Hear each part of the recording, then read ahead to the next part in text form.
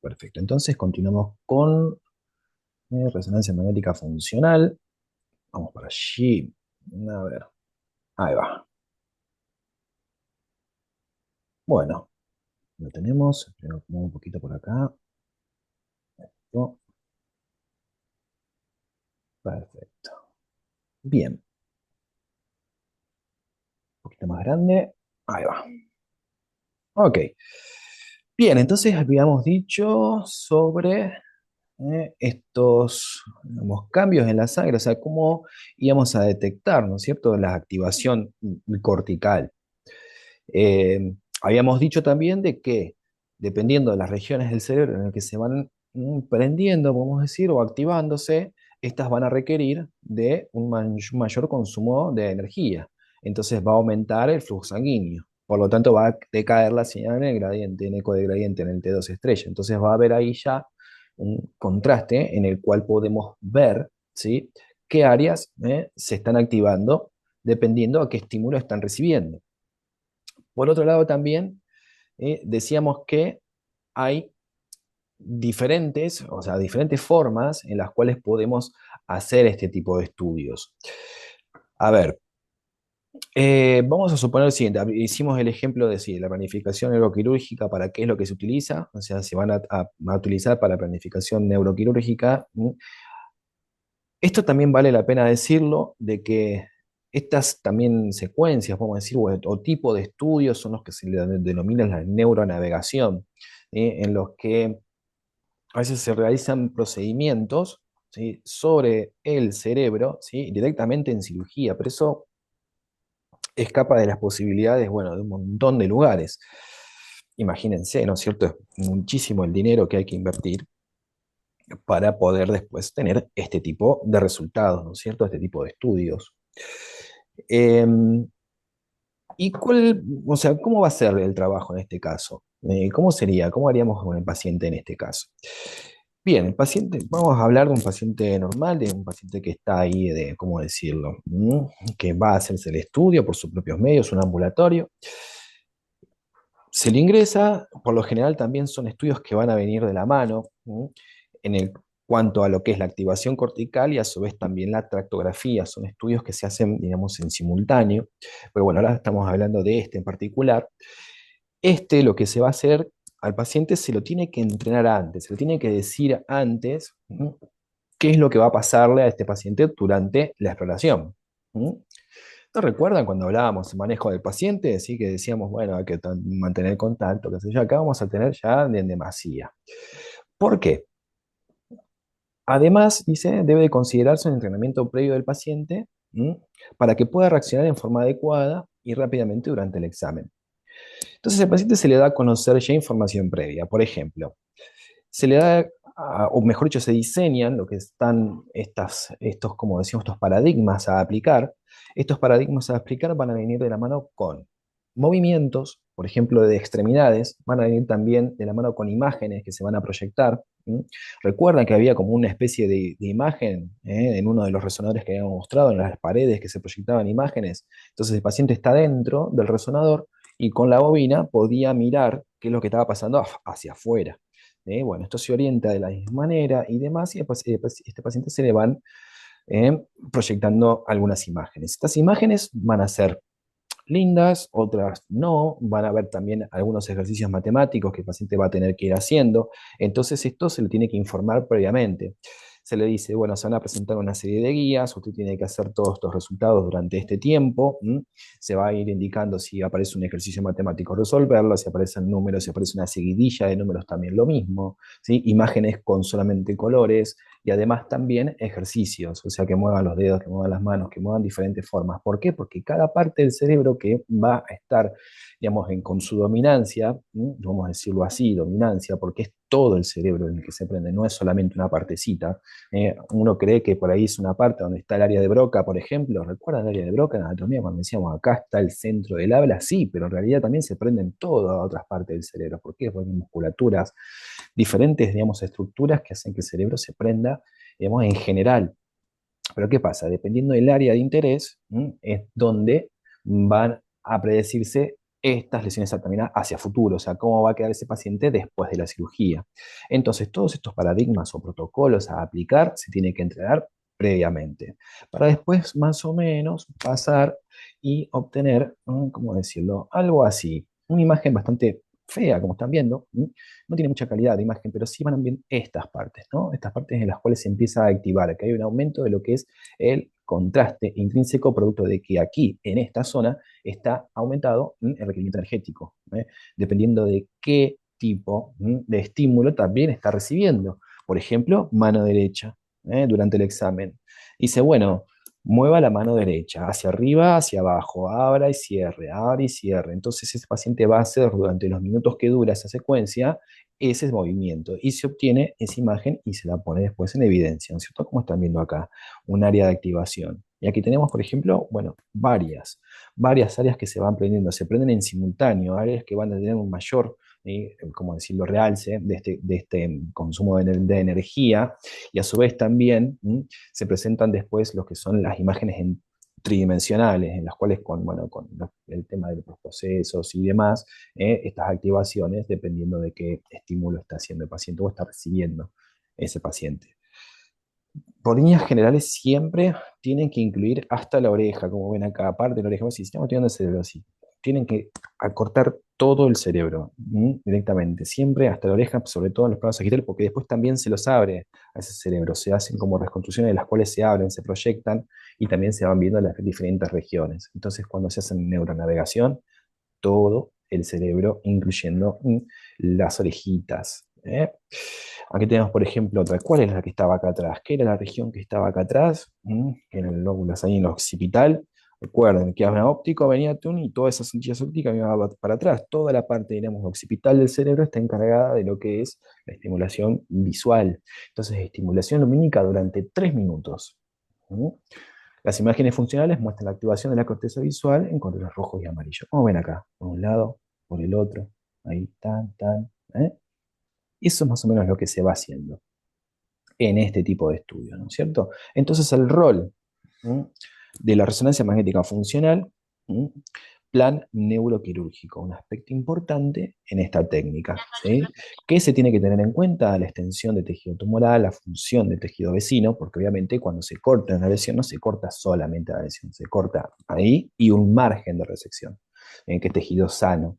Entonces también esto, ¿no? Después de poder predecir cómo va a ser la funcionalidad después de ese paciente. Entonces, en función del tejido adyacente, reconocimiento funcional teniendo un rol determinante. Y bueno, acá vamos ya para las partes de las tractografías. Me he olvidado cómo TG.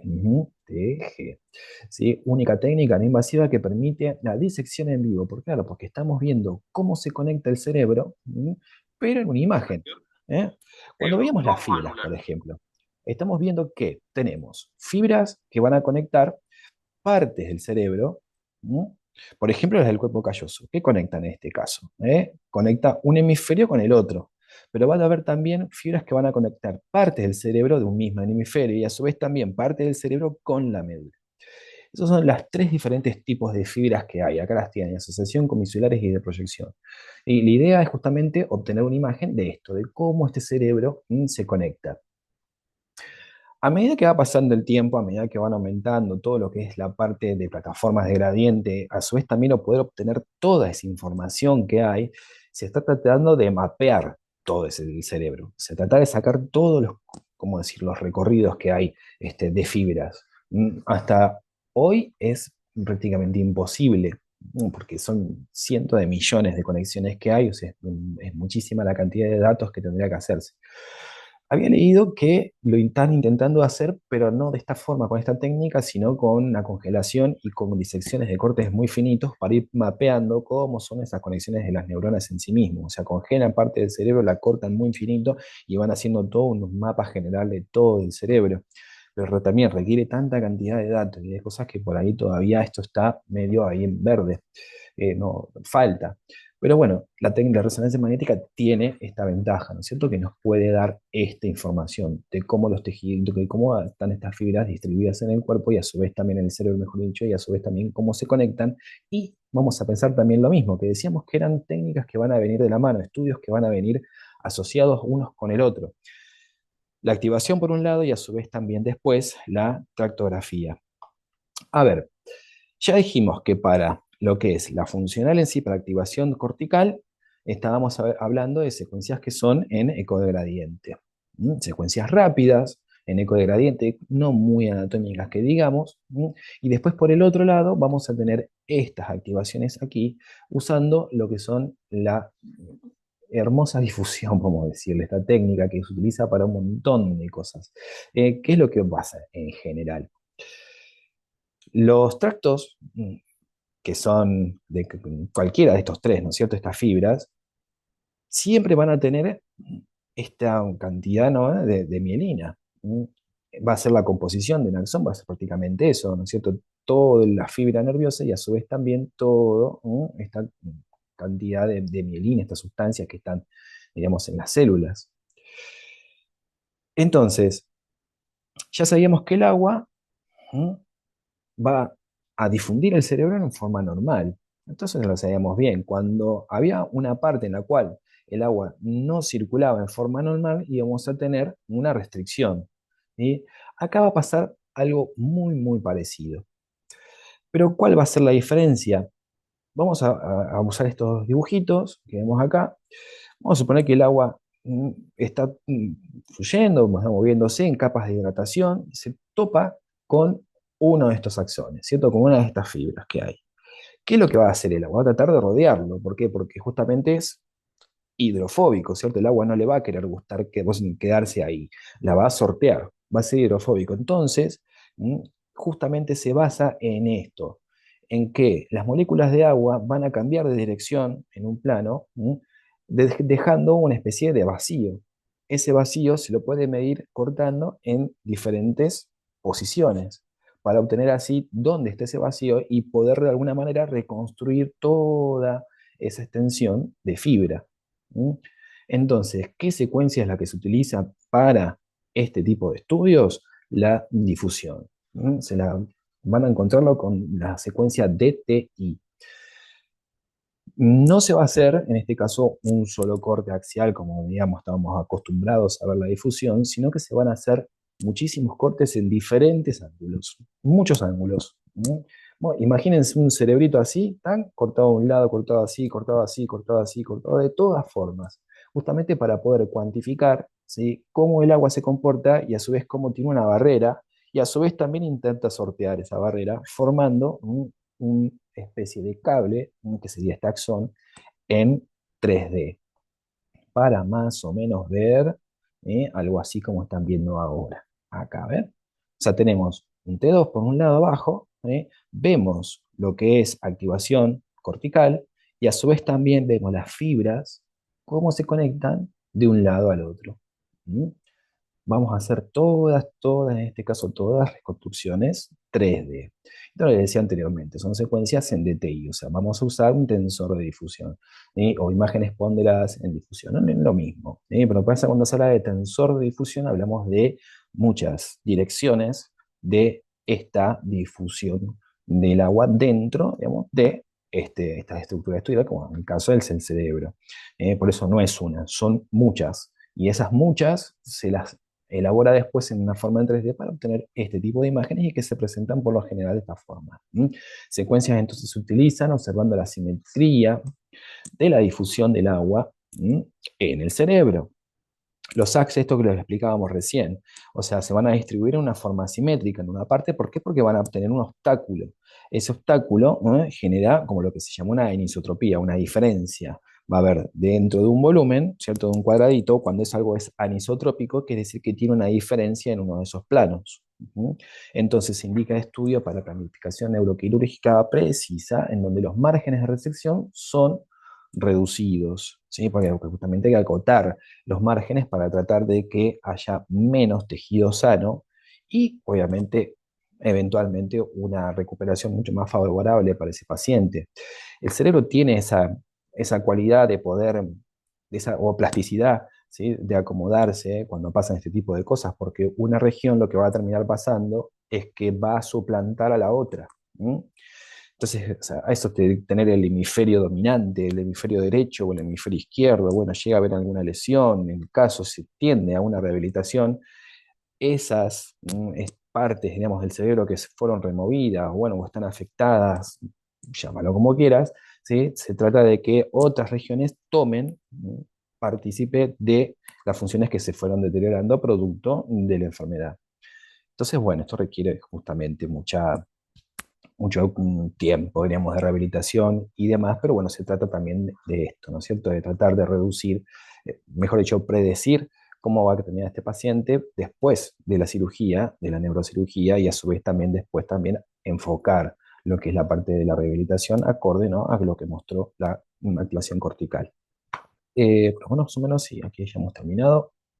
Este es un tema muy interesante realmente, no se hace mucho esto en resonancia, o sea, no, son muy pocos los lugares en los cuales van a poder ver estudios de este tipo, pero bueno, más o menos para que tengan y sepan de que ese tipo de técnicas están presentes y se puede ver todas estos que estamos diciendo recién, la activación del cerebro, cómo se conectan los hemisferios y bueno, la planificación también de estos estudios, ¿cierto? Así que bueno, hemos terminado con el curso porque ya contenido propio no queda. Así que, bueno, me resta de darles las gracias a ustedes por estar acá. Espero que les haya gustado el curso, que les haya servido, que tengan ahí un respaldo. O sea, la idea de todo esto nació justamente eh, con la práctica de la resonancia, o sea, decir, bueno, a ver, eh, tener material de apoyo, tener también inclusive a alguien a quien referirse en el futuro, porque si bien estamos hoy, ahora nosotros acá, en esta instancia, también en el futuro voy a seguir estando para ustedes. Si ustedes tienen alguna consulta, alguna duda, me la pueden mandar, será más que bienvenido. Y bueno, no mucho más, o sea, darles las gracias, me encanta que estén acá buscando más cosas y espero no haberlos defraudado con el curso ni nada por el estilo, pero bueno, los que están imagino que no. Así que nada, eso, que sepan, tengan en cuenta que acá a su disposición cuando lo necesiten, más allá de que el curso finalice o no. ¿Eh? Así que bueno, no mucho más que decirle. Muy completo el curso, temas extensos, es un tema muy extenso. Sí, sí, realmente quedan cosas para hacer, pero realmente es muy extenso, ¿sí? Y muy linda también, porque tiene un montón de cosas. ¿Eh? Así que, como les decía, tengan en cuenta de que estamos acá. Bueno, muchas gracias. También a vos, Dante, a todos los que están, agradecerles la presencia. Y bueno, que tengan siempre esa idea. Bien, me alegro que haya más, que sirva eso, que se lleven algo lindo, que lo tengan ahí, porque imagino que después van a tener todos los archivos y decir, bueno, a ver, hace un día tan desvelados, capaz que se ponen a leer ahí algo que quedó del curso. Pero bueno, esa es la idea, ¿no es cierto? De que tengan ese material, de que puedan también tener acá la idea de que si llegan a necesitar alguna cosa, alguna consulta o algo, un saca apuro, tengan todo esto que fuimos dando en el curso y bueno, y también yo encantado de poder ayudarlos en lo que sea. Así que bueno, si tienen alguna cosa, alguna pregunta, algo que pueda pasar para la semana que viene, es importante, ¿no?, que estén en el curso para hacer ya el examen ese final, me lo dicen, por favor. Tenemos obviamente una semana todavía, así que falta. Recuerden, descárguense todos los materiales, porque después eso ya en un momento después no van a poder ingresar ya más al campus, así que por favor sáquenlo, saquen todo eso que tengan ahí. Y después, ¿qué más? Y bueno, no mucho más que eso. Cualquier cosita, bueno, estamos acá en contacto para ya el miércoles que viene. Así que, bueno, los despido, no sé, ¿quieren decir algo? A ver, Profe, le hago una sí, consulta. Yo llegué un sí. poco tarde a la clase. A ver, Eh, el final es para desarrollar. una pregunta, sí, una pregunta va a ser para desarrollar. Ok, el Bueno, resto, el resto muchas va a ser preguntas así, ¿viste? Como las que fuimos haciendo ahora. gracias. Preguntas, o sea, te pregunto tal cosa, o sea, ¿cuántos resonadores, cuántos campos magnéticos voy a hablar? Ah, Tres, listo. tal, tal, tal. O sea, van a ser preguntas cortas. O sea, yo lo que busco es que vayan a la respuesta, la orden, de la forma más concreta posible. ¿Eh? Sin para ahí Perfecto. enredarse. Ok, ok, eso. Y más o menos cuánto tiempo tenemos. A ver, tiempo. Yo creo que con 2 horas el examen ya tendría que hacerse. ¿sí? Si llegas a necesitar más en tu caso, bueno, cualquiera que pueda llegar a necesitar más tiempo, yo voy a estar igual conectado. Así que ya, yo me siento acá y hasta que no termine el último no salgo de acá, ¿sí? Porque quiero saber que lo que me llegó lo pueda abrir, lo pueda mirar, bueno, pueda hacer todo para después corregirlo, ¿no? Así que con eso, el tema tiempo, mm, tranqui, pero yo creo que con 2 horas, un poco menos, alcanzaría. ¿Eh? Muchas gracias. No, no, por Gracias favor. por todo.